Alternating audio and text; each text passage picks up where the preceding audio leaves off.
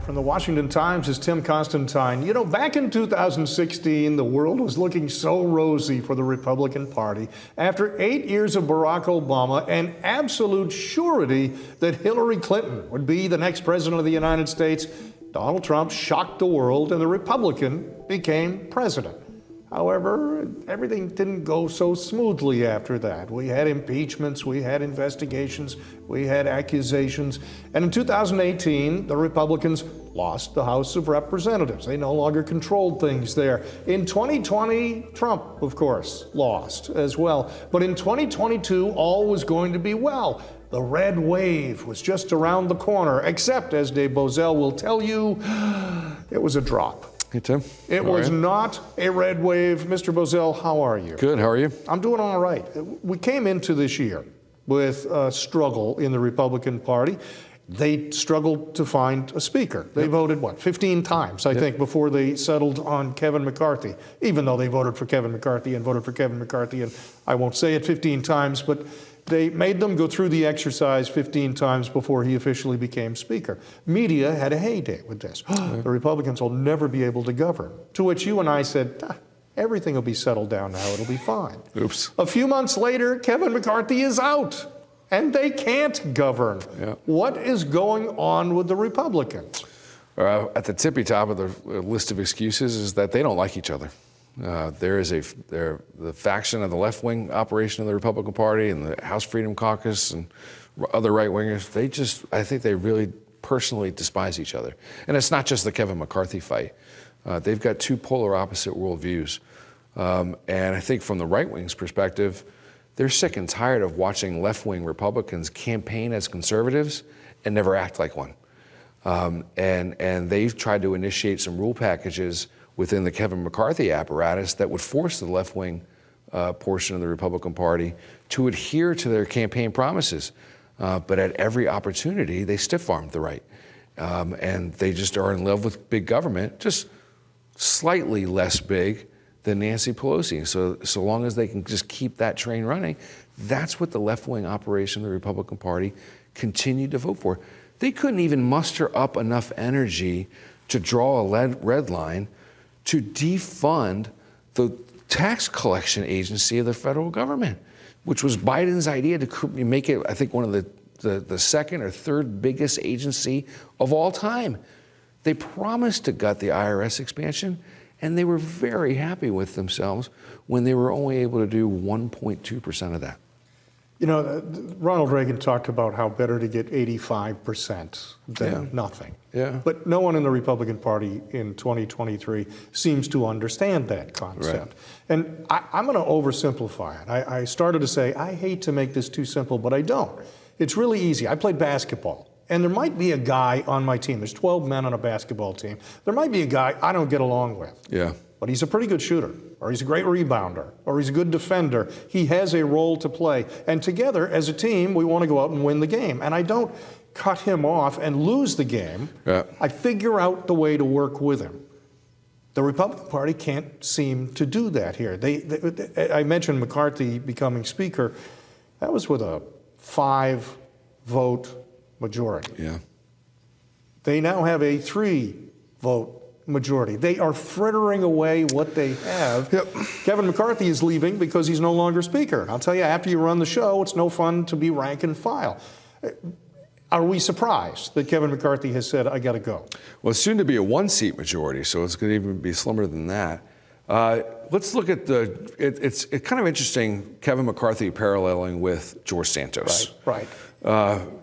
Kevin McCarthy bragged about George Santos being one of his majority makers, right?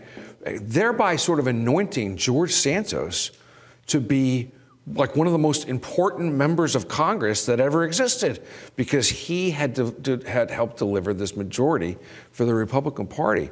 I've long advocated for the Republicans to ditch George Santos as soon as he walked into the building, not because he's a weird guy, not because he was caught cross-dressing down in South America. That's because he ripped off his donors. I mean, there's a lot of reasons why they should have. He denied the existence of his ex-wife. I mean, it's verifiably true that he was married and he just denied her whole existence. If you're going to deny the existence of your wife, I don't want that to be a member of the Republican Party. Where Kevin McCarthy found him, I have no idea. How he was able to squeeze through in Long Island like a pimple, I have no idea. However, I just think it's ironic that George Santos gets punted by the Republicans way too late, and then 2 weeks later, Kevin McCarthy says, "Well, that's it.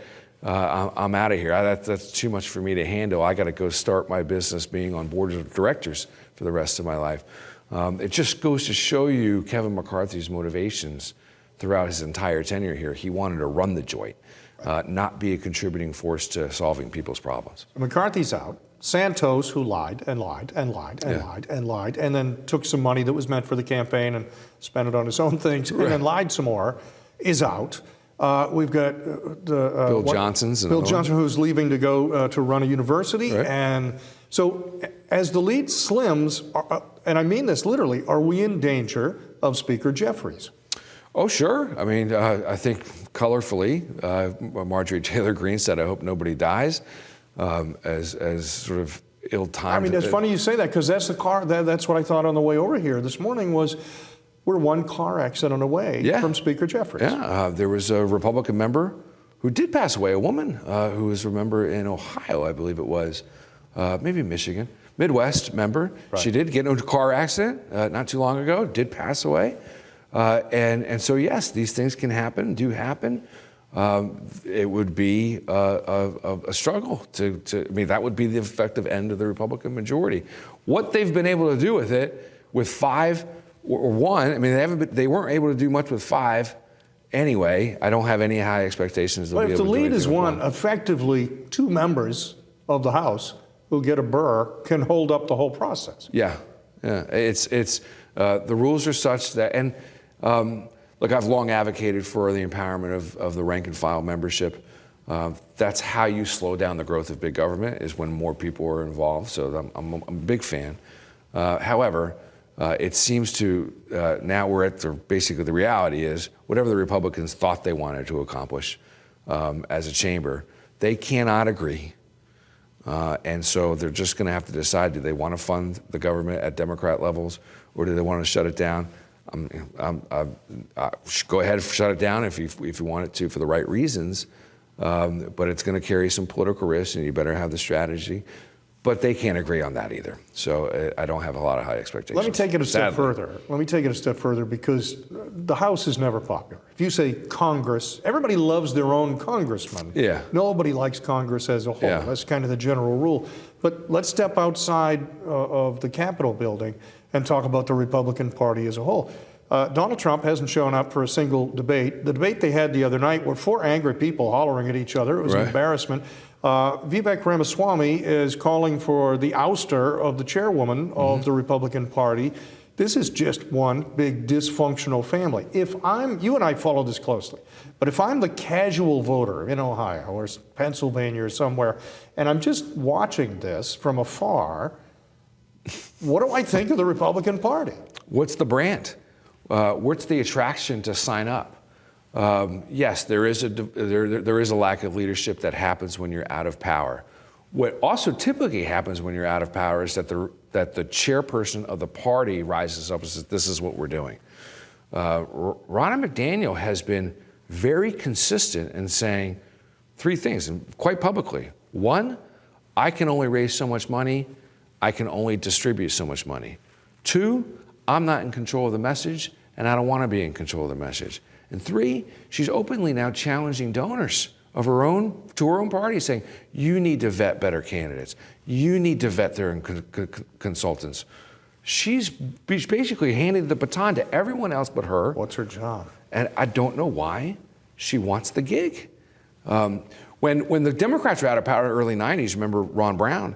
I mean, pre-Clinton, he laid the marker down. And then when Bill Clinton wins, he steps back into the shadows. The Republican Party probably hasn't had a real leader at the chairperson level since probably Lee Atwater. Everyone else has been a mechanic. And they're just missing the boat on what the times call for. Here's my worry, and I'll go back to sports analogies, is I'm a big Kansas City Royal fan. Yeah. But in recent years, I feel like they are trying to field an exhibition team. They don't really care about winning. And so I worry because I pay less attention when I don't feel like ownership of the team cares. Right. Why should I care? Why should I buy tickets? Why should I buy the television package? Why? And I feel like that's what America may do with the Republican Party in 2024. If there is no clear message, if there is no clear direction, if they can't work on their own, why is the casual voter going to step up and support them? I'm worried with 2024. And the base voter, I think, is shown in 2022 in some of the off-year elections, New Jersey and Virginia, have punished the Republican Party by not showing up because there's no attraction and there's no steadfast leadership and no clear direction. Why am I going out into the rain to execute my civic duty to vote for these guys? They've been left at the altar way too many times. And if you're afraid of the government shutdown or being picked on by the media, the grassroots voter is not. So that's the discrepancy. Don't shoot us, we're only the messenger, but it's not good news out of the Republican Party. Now, if Dave Bozell were in charge, perhaps we need to make him chairman, and the whole world will change. For the Washington Times, I'm Tim Constantine, and for America, he is Dave Bozell. Thanks for joining us.